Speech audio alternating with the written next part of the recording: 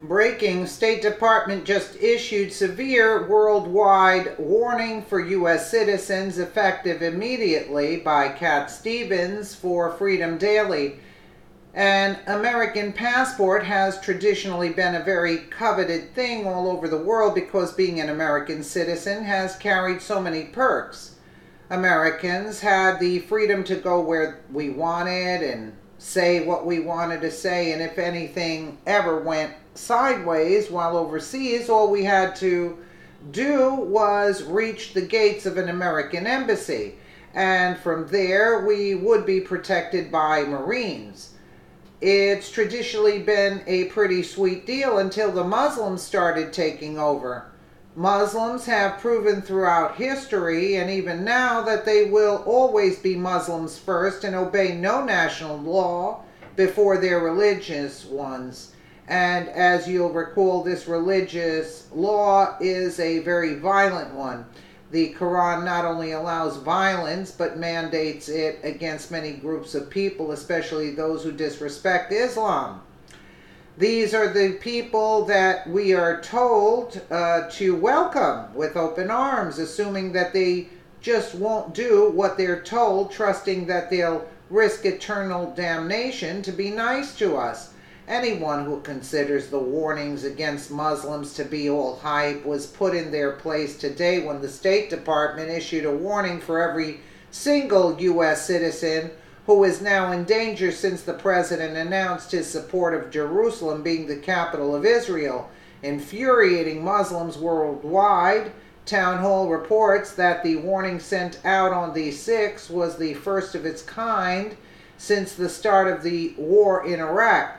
The State Department has issued a warning for U.S. citizens traveling anywhere in the world after the Trump administration announced its decision to move the embassy from Tel Aviv to Jerusalem, recognizing it as the capital of Israel. The alert posted on December 6 is a worldwide caution that asks U.S. citizens to be on high alert when traveling. As terrorist attacks, political upheaval, and violence often take place without any warning, U.S. citizens are strongly encouraged to maintain a high level of vigilance and take appropriate steps to increase their security awareness when traveling, it reads. In addition to concerns stemming from terrorism, travelers should be alert to the possibility of political unrest, violence, demonstrations, and criminal activities when traveling. County-specific or country-specific information pages and travel warnings should be consulted to obtain the latest data on such threats. According to the Associated Press's longtime diplomatic correspondent, this is the first time such a warning has been released over a policy decision since 2003 when the Iraq War began. The last time the State Department issued a worldwide caution because of a U.S. policy decision was in March of 2003 at the start of the Iraq War, he said on Twitter. Matt Lee, the last time, 2003. This disturbing alert has caused a ripple throughout the nation, considering that it flies directly in the face of the, quote, peaceful Muslim propaganda that has been embedded itself in the hearts and minds of the gullible social justice warriors and everyone unlucky enough to be screamed at by them. The non-radical Muslim community is one that would be better named non-obedient Muslims, because there's no such thing as a real Muslim who doesn't obey the Quran.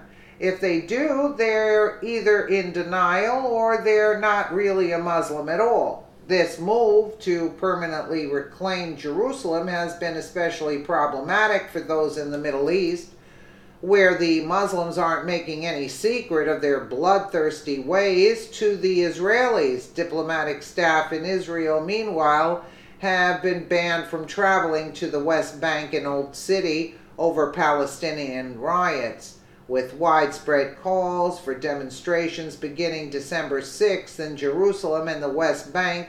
U.S. government employees and their family members are not permitted until further notice to conduct personal travel in Jerusalem's Old City and in the West Bank to include Bethlehem and Jericho. A December 5th statement reads, official travel by U.S. government employees in Jerusalem's Old City and in the West Bank is permitted only to conduct essential travel and with additional security measures.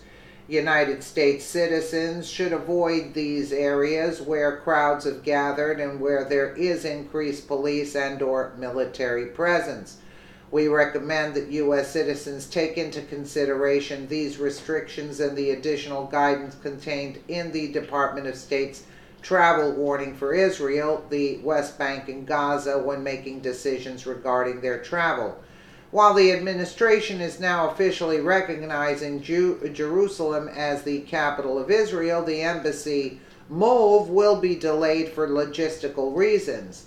The threat to Americans is one that must be taken seriously. If not, we might again be watching public beheadings being carried out by all these, quote, non-violent Muslims, who apparently are just working out their issues by calling for violence against both their neighbors and Westerners. So basically anyone who's now bowing to their wishes, this most feminist-friendly religion, is once again terrorizing Americans the world over. But don't worry, they're the feminists and social justice warriors that say Muslims are a religion of peace. I'm sure you'll have peace once your head is detached from your shoulders. Well, very interesting. I'm not surprised at all with that. I don't think any of us here are.